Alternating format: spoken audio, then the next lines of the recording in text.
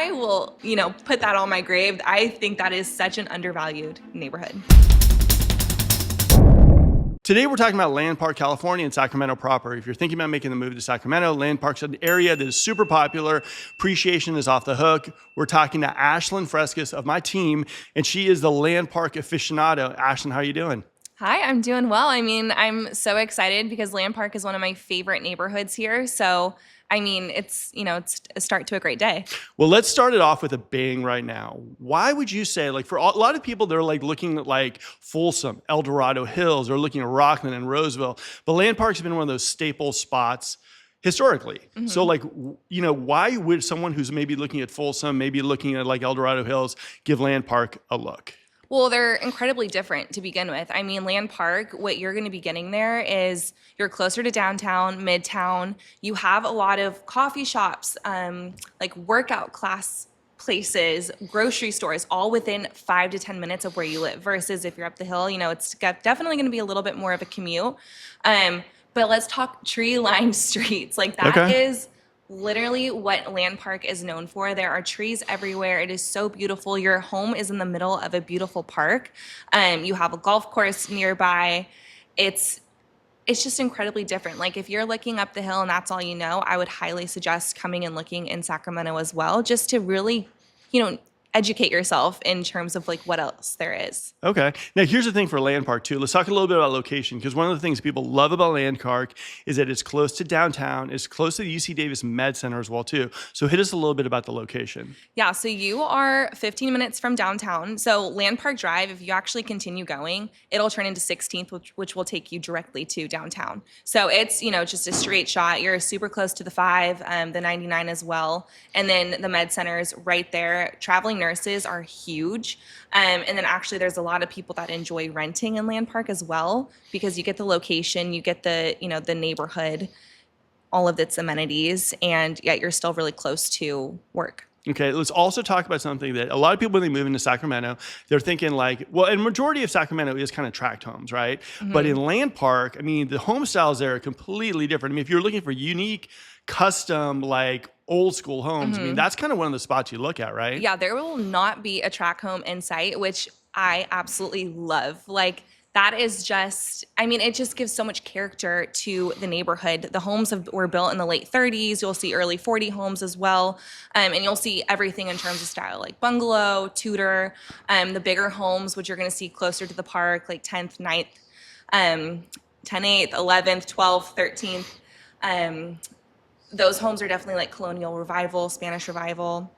So again, it's just a mix of everything, which I love. Okay, and one of the things too, guys, if you don't know this, Ashlynn is the person for Land Park on our team. A lot of times, you'll look at Land Park, it's either Ashlynn or Michelle. These are two guys. You're OG Land Park. You've been mm-hmm. there from the get-go. You've seen it explode. It's one of those areas in the Sacramento Metro too where appreciation has never really stopped. Mm-hmm. Even if the market is not great, it's if something pops on Land Park, it flies off the shelf, and it's setting new records for pricing, everything. So talk to us a little bit about what are the ins and outs of Land Park that for you have because we see a lot of homes. We go to Folsom, we go everywhere. So why are you loving Land Park as far as that's your spot, that's your jam? What's that looking like? Well, I grew up in the area. I grew up going to school in Land Park, so of course I know the area very, very well. My family lives there. All of my friends live there. But the schools are good. I grew up going to Holy Spirit, which is the Catholic K-8 school. Now it's TK through 8. But then there's Crocker Riverside, which is a really good elementary school. You have Cal Middle, and then you also have McClatchy High School. And then you're also close to the Catholic high schools as well. So centrally located, yes. Okay. And as you just said, based off of the appreciation rate in Land Park as well, location is how you're going to protect your investment as you're entering the real estate market. That's what we always tell our clients, right? Location, location, location. That's the most important thing. Well, that's the thing too. Then it's so funny. I'm telling you straight up, Ashlynn lives and breathes Land Park. Mm-hmm. She was talking about today when we walked in before this video, she's talking about this house just went on the market. This is too high. This is too low. So if you guys are looking for Land Park, definitely reach out to Ashlynn because she knows the ins and outs of the area as well too. Okay, so let's talk a little bit about what gets you into Land Park. If you're looking at something like price per square foot, let's talk about bedrooms and bathrooms. What is that looking like for someone if they look at Land Park and they're like, wow, I want to check this spot out. Yeah, so what you're going to be getting, like it depends on the street you're going to be on. So 10/8, for example, there's a 2-1 that's 818, which is very high because if you're looking at price per square foot, that's over $700, which blows my mind. But 10/8 is historically one of the best streets. There's really big homes there, so being the smallest house on the block isn't the worst thing. You have to be okay with that price. However, there is another 2-1 that's 579, but it's just a little closer to Broadway. So same square footage. Okay. There's entry level points to Land Park, and especially if you even extended your search to Upper Land Park, which is on the other side of Riverside Boulevard. That's the other Upper Land Park. But there's entry level homes coming in, but I would say you have to have at least like a 750 budget. The 579 one, that's priced really aggressively because we're seeing every single home, well, almost every single home going over asking price. I mean, right now homes are going at a little over 100% list to sale ratio. Oof. Okay. Yeah. One of the things I like about that area is the houses are set back. A lot of people, like, the thing about Land Park that kind of throws me off a little bit is they have that, like, the garage is back there. Unless you have a small car, you can't really use it. But I've seen a lot of people turn those things into ADUs, creative spaces, work at home spaces as well too. The thing about Land Park, though, for me, that I do love about that, though, is the houses seem to be set back. They seem to be very, like, a good community vibe as well over there too. If you're someone who likes to go walks, tree-lined streets, I mean, really beautiful tree-lined streets, and you're close to some of the best restaurants in the Sacramento area, and of course, like, you got to see your Sacramento Kings. You're right, striking distance from that. So, okay, as far as, like, let's say the bigger homes, like, what are, like, let's say someone's saying, you know what, I like Land Park. I want to get something 4 and 2, maybe about 25 to 2,700 square feet. What are we thinking? I know it's not an easy thing to do. You need at least like a 1.5, 1.9 budget. Okay. It depends on the street, like I said, but that's a bigger home for a Land Park. You need to have that budget.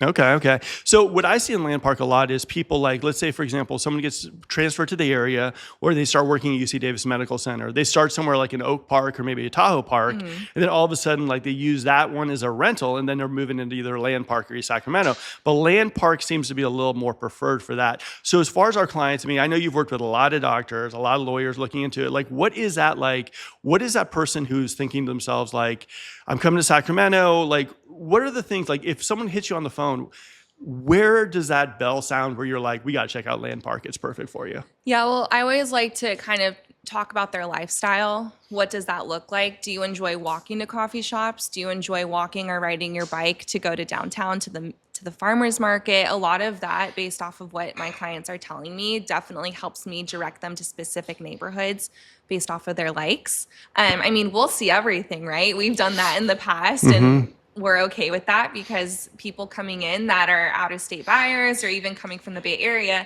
they don't necessarily know all of the little communities and areas that you and I do. Yeah, well, that's another thing too to mention. I mean, the thing about, like, Ashlynn specifically is the fact that, like, maybe you start looking at Land Park, but you're priced out. Interest rates are high, inventory's low, but there's other spots that she knows of just as well, like the Curtis Parks, Hollywood Park, Tahoe Park too. So maybe you're not going Land Park, and all these areas are very block specific. I mean, everybody knows, like, they're like this block, that. You yourself, you're like, this one, no. Like, talk to us a little bit about that too, because you could see something that says Land Park, but not all streets are the same. No. So what are we looking at? Well, I know that's like one of my biggest pet peeves, especially because like living in a specific neighborhood, the comps are going to be very different. Even if it's just one street over and it's a different neighborhood, it's like, do not pull that comp for my home. Oh yeah. We're in different neighborhoods. But yeah, if you're doing Land Park, it's between Broadway and Sutterville, Freeport and Riverside. But anything on the other side of Riverside, that's considered Upper Land Park.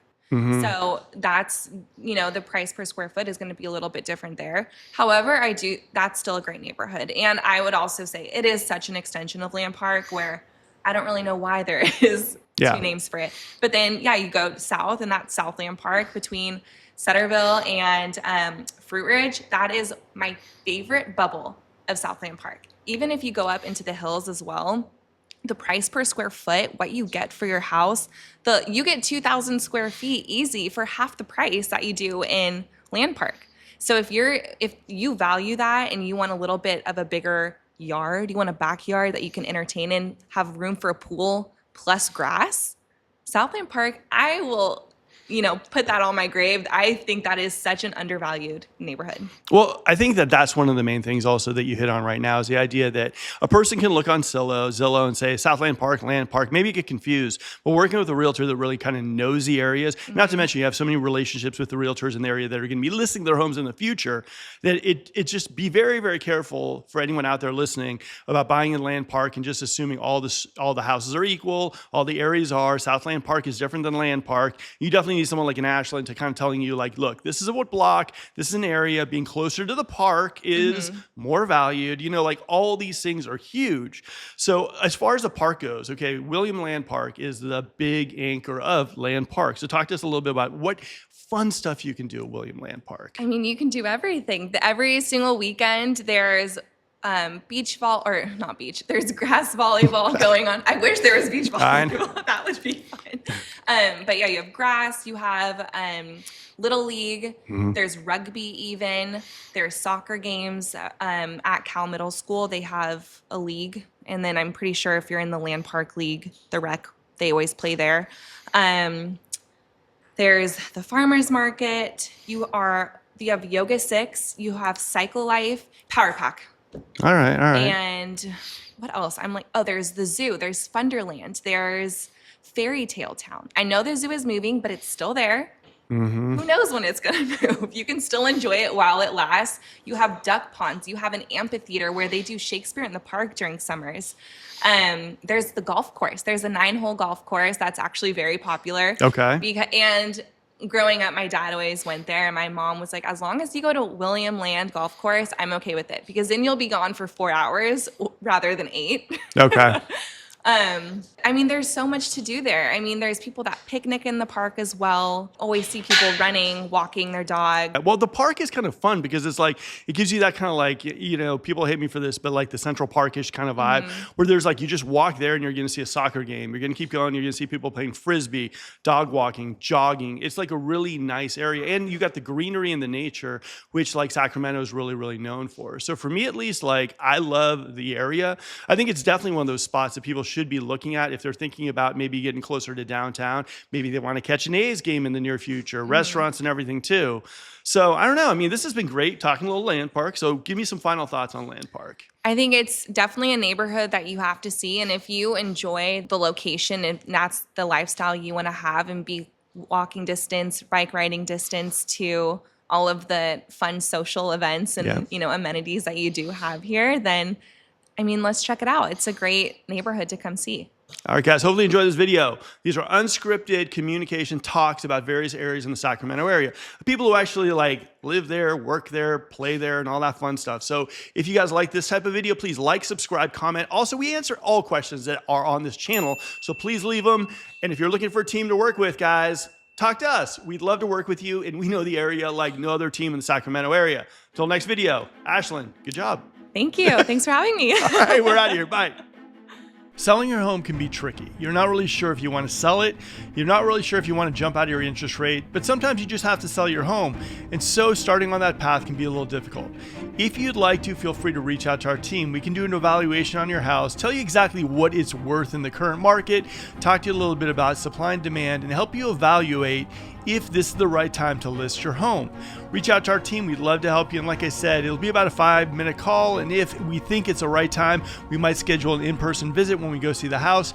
But it's a good way to assess if this is the right time to sell your house. And we would absolutely love the opportunity to show you why we're the #1 team at listing your house.